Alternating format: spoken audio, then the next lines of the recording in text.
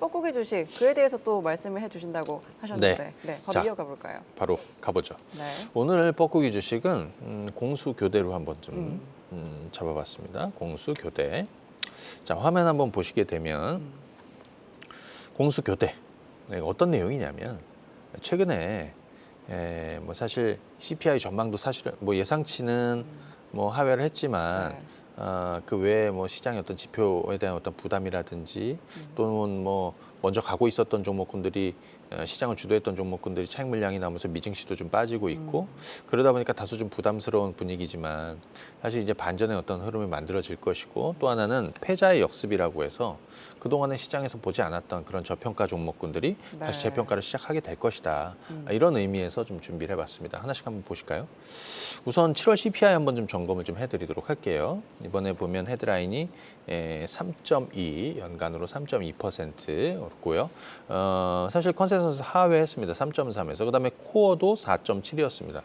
여기 잘 보시게 되면 요 회색이 코어 CPI고요. 그다음에 빨간색은 자 회색이 헤드라인 CP고 CPI고 빨간색은 코어 CPI입니다. 근데 잘 보시게 되면 여러분들 이거 한번 보세요. 여기서 볼 거는 이거예요. 헤드라인 CPI가 가장 최고점이었던 건 작년 6월이에요. 9.1이었어요. 그때서부터 계속 내려오고 있죠. 그다음에 코어는 상대적으로 좀 더디게 내려오고 있죠. 그죠? 헤드라인이 먼저 빠지고 코어는 나중에 빠지기 시작을 했습니다. 그래서 아직 덜 빠지고 있는 상황인데 한 10월 정도 되면 오히려 조금 비슷하게 좀 내려오지 않을까 10월 정도 이렇게 좀 보고 있습니다. 자, 요거 하나 좀 체크하시면 좋을 것 같고요. 두 번째 이번에 CPI 반등은 어떤 쪽이 좀 항목을 한번 보시게 되면 요거 한번 보실까요? 요 CPI 구성 항목이에요. 푸드가 13.4, 그 다음에 에너지, 그 다음에 이쪽에 보시면은 그 아래쪽 아이템, 그 다음에 이게 좀 높죠. 쉘터라고 해가지고 주거비가 34%고. 근데 이번에 보면 여기 한번 보시게 되면 이렇게 보시면 녹색은 좀 내려온 거예요. 그리고 빨간색은 올라간 거예요. 근데 보시게 되면 에너지 쪽이 그죠? 에너지 쪽이 좀 이런 식으로 올라갔습니다. 그러니까 전달에는 마이너스 폭이 굉장히 컸었는데 이번에 지금 마이너스 폭이 좀 줄어들었죠. 그거하고 또 하나가 뭐냐면 요 밑에 보시면 빨간색으로 좀 올라선 부분이 있어요. 이게 뭐냐면 운송, 트랜스포테이션 이쪽인데요. 그러니까 에너지하고 운송만 조금 올라섰다. 왜 그러느냐? 계절적인 게 있는 것 같아요. 휴가 시즌이어갖고 이런 드라이빙 시즌이 때문에 조금 더 좀 스티키하게 좀 움직였다. 이렇게 보시고요. 잠시 뒤에 설명드리겠지만 여기 쉘터는 하나 좀 주목해서 봐주시면 좋을 것 같습니다. 이번에 쉘터는 살짝 내려왔는데요. 체크하시고 잠시 뒤에 좀 얘기해 볼게요. 자, 이번에 보시면 코어 CPI 이쪽에 보시면 위쪽에 이거는 아래쪽은 연간이에요. 연간. 이번에 헤드라인 CPI가 3.2지만 실제로는 3.18입니다. 얘네들은 이제 반올림 하는 거예요.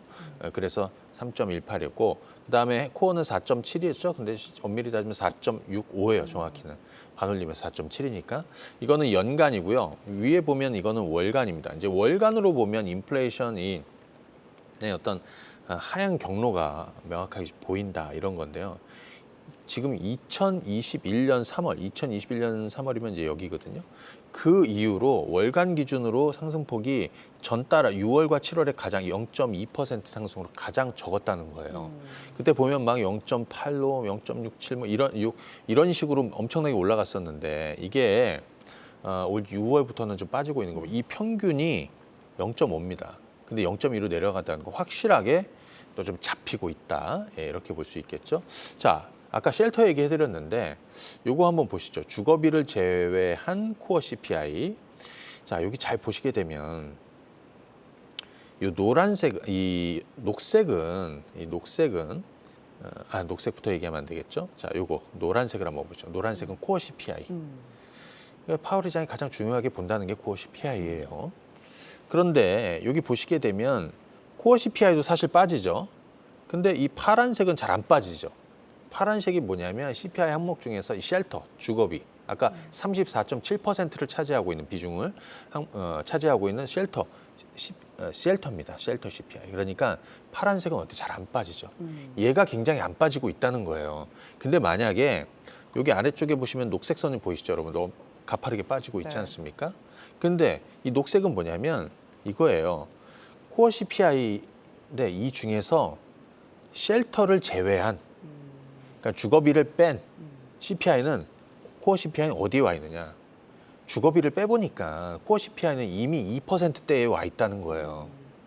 그러니까 지금 코어 CPI가 크게 빠지지 않고 있는 가장 큰 요인 중에 하나는 주거비가 안 빠지고 있다는 거죠.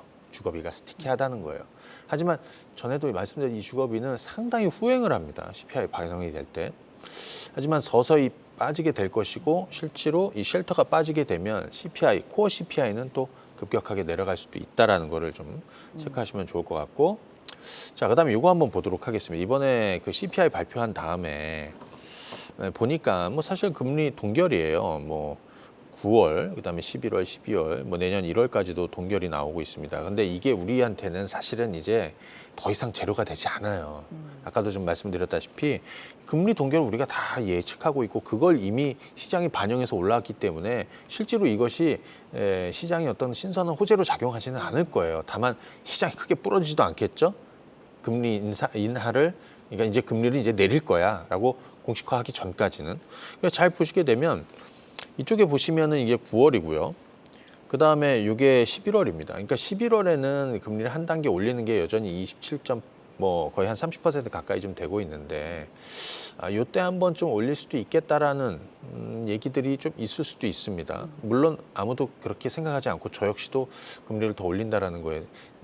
근데 그래서 이번 9월 FOMC에서 금리를 스킵하겠지만, 그러니까 완전히 중단하는 건 아니고 건너뛴다는 거죠. 동결하면서. 그렇게 될 거냐 아니면 스킵이냐 스탑이냐. 이게 굉장히 좀 중요한 거라고 보여집니다. 그래서 아까 그런 얘기 드렸죠. 시장이 여기서는 조금 기간 조정으로 흘러가게 될 것이다. 대략 한 9월 FOMC까지 이런 전망을 드렸던 거는 뭐 사실 이런 내용 때문에 저는 이제 그런 전망을 해드렸던 것이고요. 뱅크 오브 아메리카가 경기 침체 전망을 철회했습니다. 뱅크 오브 아메리카는 경기 침체는 없고 2024년에 약한 성장을 이어가게 될 것이다. 이렇게 봤던 거고요. 미국 경제 전망을 소프트 랜딩으로, 그러니까 인플레이션이 줄어드는 소프트 랜딩으로 전망한다라는 쪽으로 바뀌었습니다. 예, 전망이 좀 바뀌었다. 왜냐하면 저희가 지난번에 뱅크 오브 아메리카 그 펀드 매니저들 대상으로 한 서베이 소개를 해드렸어요. 한 2주 전인가? 근데 올 초에 경기 침체가 있을 것이다. 1, 2분기에. 하지만 그게 3분기로 전망이 넘어갔고 4분기에 올 것이다. 또는 내년 초에 올 것이다. 뭐 이렇게 자꾸 뒤로 흘러가고 있는 상황이었는데 최근에는 그것조차도 좀 확률이 이제 줄어들고 그리고 오히려 경기 침체는 없다라는 쪽으로 이제 좀 더 좀 많이 높아지고 있었던 상황에서 뱅크 오브 아메리카 경기 침체의 전망을 철회했다라는 소식을 좀 체크해 보시고요. JP 모건도 GDP 전망 상향으로 해서 미국 경제 전망을 좀 수정을 했다라는 내용이에요. 보시게 되면 단기적인 경제 성장은 좀 상승으로 보고 있고 경기 침체를 이제 두지 않는 전망, 감안하지 않는 내용에서는 미국 경제는 성장 쪽으로 갈 것이다. 그런데 잘 보시게 되면 이 파란 거는 이전이고요. 그다음에 이제 검은색이 지금이거든요. 이제 보시게 되면 3분기에도 파란 쪽이 이제 플러스를 보인다라는 거는 플러스 성장을 한다는 거잖아요. 플러스 성장폭을 확대한다는 겁니다. 근데 4분기에는 사실은 침체 쪽으로 봤던 거죠. 마이너스 성장으로 봤던 건데 이것조차도 지금 플러스로 돌고 있다라는 거죠. 그러니까 경기 침체에 대한 어떤 이런 이슈는 사실 저는 조금 지나가고 있는 거 아니냐 이렇게 여러분들한테 보시면 좋을 것 같고요.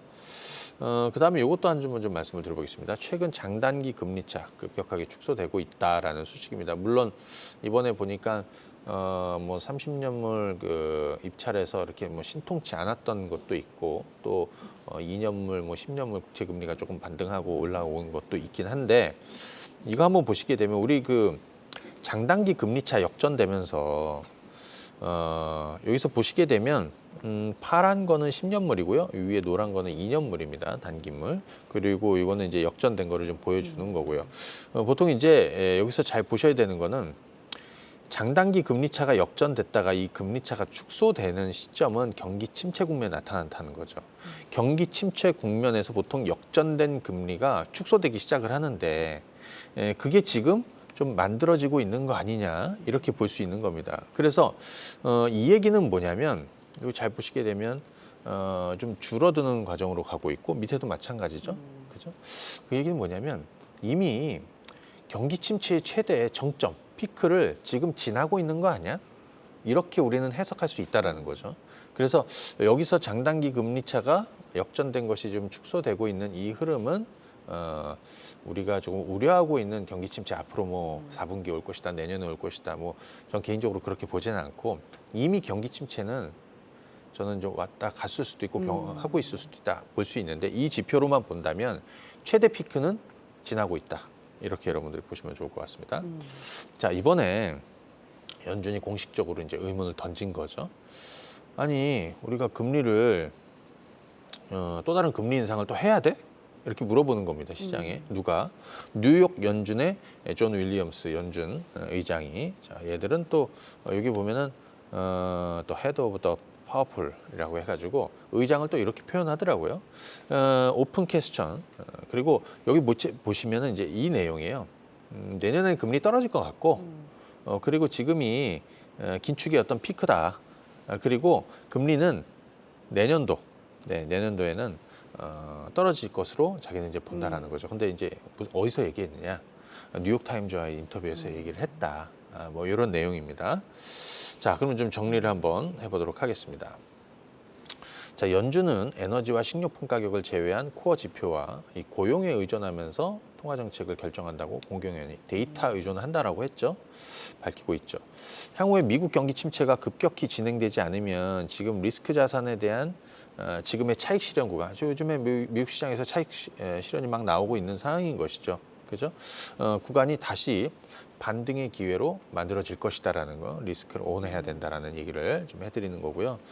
그 CPI 앞두고 방어적 공세를 폈던 시장에 대해서 이제 다시 공격 태세를 좀 갖추지 않겠냐 이렇게 보는 겁니다.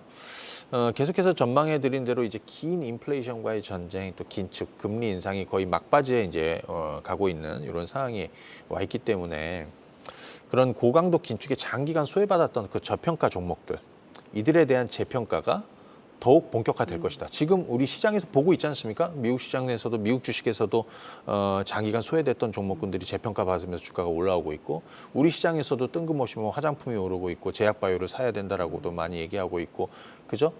지금 그렇게 분위기가 바뀌고 있습니다. 그래서 지금은 저평가 섹터와 바닥주들에 대한 중장기 투자를 반드시 시작해야 될 것이다. 관심을 가져야 된다. 오늘 결론은 이겁니다. 여기까지 하겠습니다. 네, 알겠습니다. 또 긴축과 함께 금리 인상 종착역이 막바지에 있는 만큼 변화해 있는 시장 속에서 저평가 섹터에 대해 또 많은 관심을 가져보자라고 말씀해 주셨습니다.